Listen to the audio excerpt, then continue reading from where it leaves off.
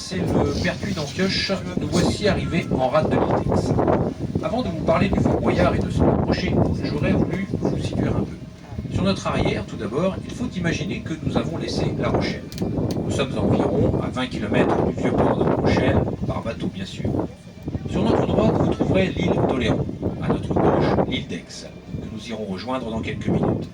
Et puis, entre Aix et Oléron, se trouve donc également le désormais célèbre Fort Boyard, bien évidemment, grâce aux émissions de télévision, les clés du Fort Boyard. C'est sous Napoléon, en 1804, que les travaux de ce fort commenceront, car à cette époque, il faudra enfin trouver le moyen le plus efficace afin de protéger la rade de l'île d'Aix et surtout le prestigieux arsenal militaire de Rochefort situé à quelques encablures sur les bords de la Charente. Pour défendre cette région, avant le Fort Boyard, il n'y avait que des batteries de défense, sur Aix et sur Oléron, distantes l'une de l'autre de 6 km.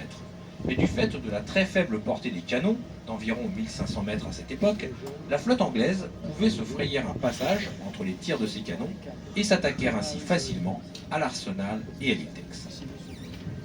La construction du Fort Boyard demandera environ 50 ans, pour deux raisons essentielles. La première raison, c'est que les hommes ne pouvaient travailler que quelques instants seulement, à marée basse et pendant l'été, afin de poser au fond de la mer les blocs de pierre qui serviront à la construction du rocher artificiel sur lequel le Fort Boyard repose. La deuxième raison, c'est que chaque hiver, pendant les tempêtes, tous ces blocs de pierre amenés pendant l'été précédent étaient enlevés et éparpillés au fond de la mer. Ce qui fit que chaque année, tous les travaux étaient à recommencer. Alors, pour que la construction du Fort Boyard s'achève plus rapidement, il faudra attendre l'arrivée de nouvelles techniques qui consisteront à couler les blocs de pierre sur place. Oui, mais pendant cette trop longue construction, la portée des canons augmentera considérablement. Ce qui fit qu'une fois terminé, le Fort Boyard deviendra inutile. Il n'aura jamais l'occasion de jouer son rôle de forteresse et sera aménagé aussitôt en prison d'État. Puis le Fort Boyard sera abandonné, ensuite il sera pillé, et pendant presque 50 ans, il restera le paradis des mouettes. Jusqu'en 1962, où il sera vendu lors d'une vente aux enchères pour la somme de 4 500 €. Et enfin, c'est le Conseil général de la Charente-Maritime qui reprendra ce fort afin de le louer à une société de production de télévision pour tourner les clés du Fort Boyard. La plateforme qui se trouve à côté du fort a été mise en place pour faciliter l'accostage au bateau qui emmène depuis Fouras les candidats, les équipes de tournage et le matériel. C'est à l'aide d'une grue, d'une nacelle, que les hommes et le matériel peuvent être ainsi hissés du navire jusque sur la plateforme. Bien sûr, à l'époque, les bateaux n'avaient pas de plateforme pour accoster. Ils utilisaient l'escalier d'accès du Fort Boyard. Mais pour faciliter l'accostage, il y avait un brise-lames en granit et un port de débarquement formé par deux digues dans le sud du Fort Boyard, côté de la tour de vigie. Mais restés sans entretien, ces ouvrages seront très vite emportés par la mer. En ce qui concerne le tournage des émissions, les clés du Fort Boyard, les tournages se déroulent en général de juin à juillet. On peut surprendre de temps en temps diverses phases des jeux, tournés en extérieur si on a un petit peu de chance. À chaque approche du Fort Boyard, nous devons appeler un gardien qui nous guidera en fonction du lieu des tournages pour ne pas gêner la caméra et la bande son. Ils sont une bonne centaine à travailler sur le fort, candidats y compris, et puis il y aura toujours au moins un gardien qui restera à bord, jour et nuit, pour veiller au matériel. Par contre, tout le reste de l'année, le fort est vide de matériel et d'animaux bien sûr, mais il est toujours inaccessible. Le Fort Boyard mesure 68 mètres de long, 31 mètres de large, 20 mètres de haut. Il y a même jusqu'à 27 mètres au sommet de la tour de vigie.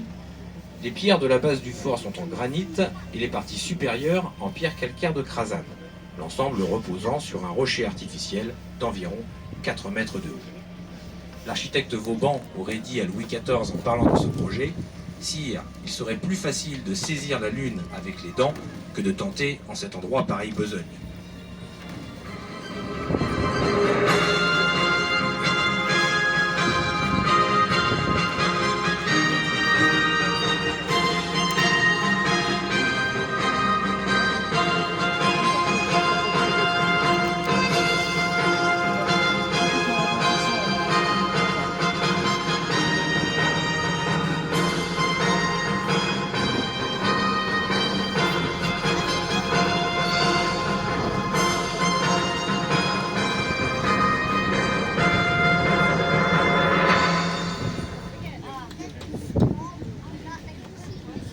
Alors, mesdames, messieurs, quelques petites précisions en ce qui concerne le tournage des émissions Fort Boyard. Chaque année, les équipes techniques arrivent fin mars, début avril. Donc là, les voici en action.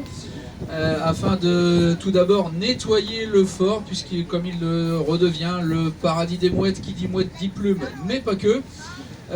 Installer tous les décors à l'intérieur, la mise en place des infrastructures extérieures, nautiques, et amener tout le matériel nécessaire, et enfin les animaux. Le début des tournages commence toujours traditionnellement par la France, et c'est toujours début mai. Et en 15 jours, 3 semaines, il tourne l'intégralité de la saison, qui est diffusée juste après dans l'été au rythme d'une émission par jour. Il faut entre 12 à 13 heures de tournage pour réaliser 2 heures d'émission.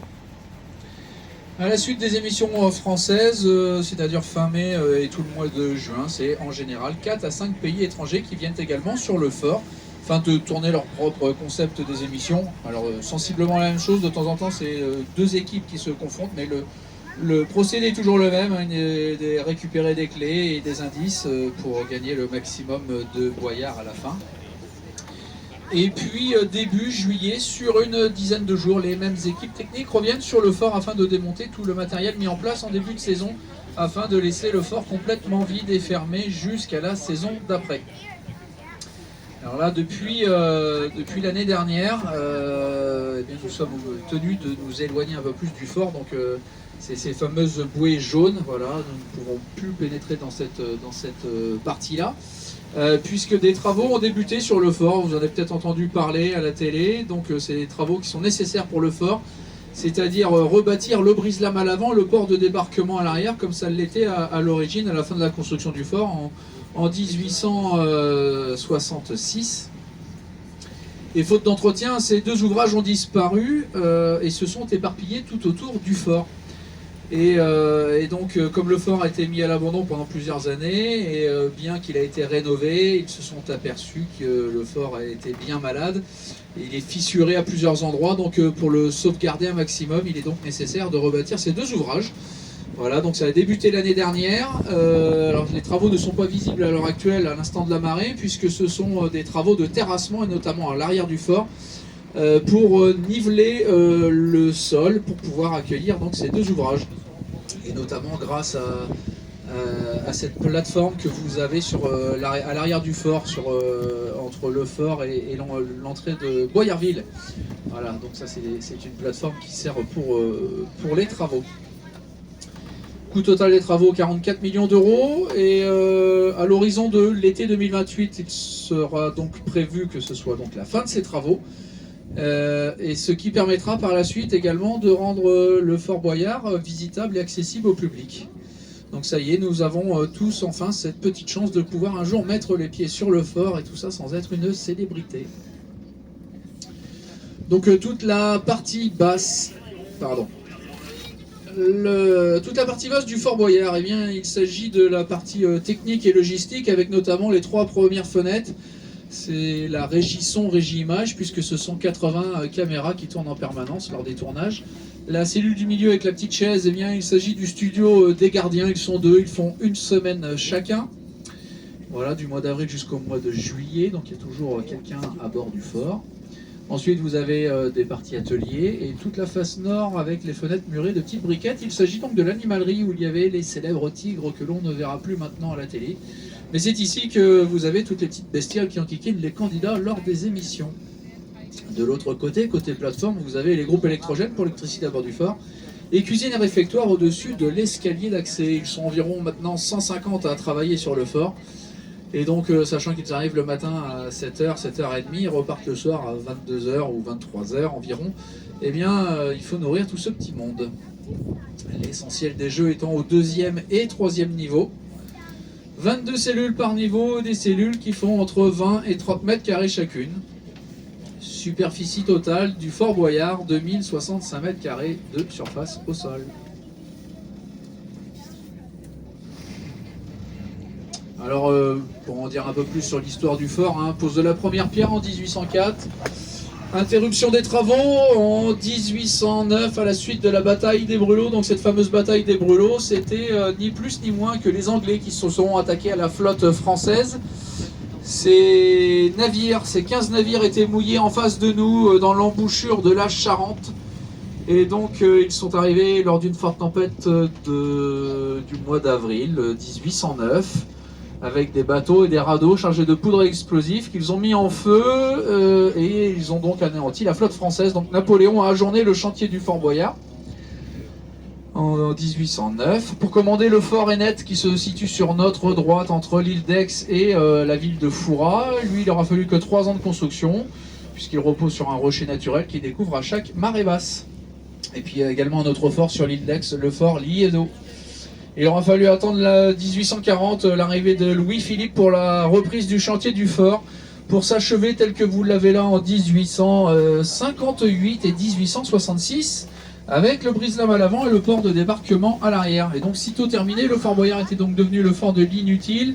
Il n'avait plus sa vocation première de forteresse. Il y a eu une trentaine de canons d'installés quand même sur le fort, mais n'ont jamais été utilisés. Et donc de là, grâce à l'innovation de la portée des canons notamment, et puis la période de paix avec les Anglais, eh bien, le Fort Boyard est devenu prison d'État de 1871 à 1872 sur une période de 12 à 18 mois pour un total de 600 prisonniers.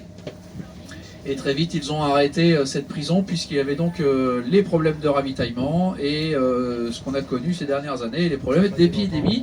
Alors bien évidemment pas le Covid, mais le scorbut. Et donc en 1913, l'État s'est séparé du fort, enfin s'est séparé, a abandonné le fort, plus de militaires à bord. Et puis pendant la Seconde Guerre mondiale, si vous zoomez sur vos photos, sur cette partie est, vous verrez que le fort a quelques impacts, c'est des impacts de balles, puisque lors de la Seconde Guerre mondiale, nous étions dans la poche de l'Atlantique, la poche de La Rochelle, avec notamment la base sous-marine dans le port de commerce de la Palisse, donc en face de nous, au pied du pont de l'île de Ré. Et donc des résistants français avaient hissé le drapeau français et ça n'avait pas plu aux Allemands, donc ils avaient donc mitraillé le fort. 1962, cette fameuse vente aux enchères pour la somme de 4 500 €, comme cité dans les commentaires. Alors pour faire simple, c'était un petit peu plus de 30 000 francs, l'équivalent d'une 4L ou d'une Renault 5.9 pour l'époque, thermique, pour la petite parenthèse. Et donc la personne qui avait donc acheté ce fort avait eu plus ou moins plusieurs idées de projets d'hôtel ou quoi, mais comme le fort était totalement délabré, il ne s'est pas passé grand chose, hormis en 1966 un film s'est tourné sur le fort. Ce film s'appelle Les Aventuriers avec Alain Delon et Lino Ventura, et ce qui a permis par la suite de donner des idées à quelques personnes, notamment une personne, Jacques Antoine, celui qui a créé une émission télé qui s'appelle La Carte au Trésor ou La Chasse au Trésor avec un hélicoptère. Voilà, maintenant il y en a deux. À l'époque c'était avec Philippe de Dieuleveux et Philippe Gildas comme présentateurs.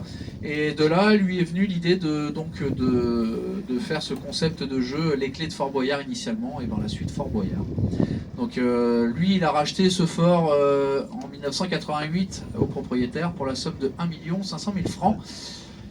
Et dans la foulée, il l'a cédé au conseil départemental de la Charente-Maritime pour le franc symbolique, à condition que le conseil départemental rénove le Fort Boyard et qu'il ait l'exclusivité de la location pour faire ses émissions. Donc à l'époque, ça passait pas très bien aux yeux des contribuables charentais maritimes, puisque rénover une ruine pour une émission télé dans la fin des années 80, début 90, ça passait pas très bien aux yeux du contribuable. Maintenant on est tous bien ravis, moi le premier, parce que je ne serai pas là pour vous raconter cette belle histoire, puisque c'est la 36e saison, cette année la 37e saison, et sur les 37 saisons, eh bien c'est 34 nationalités de représentées au total.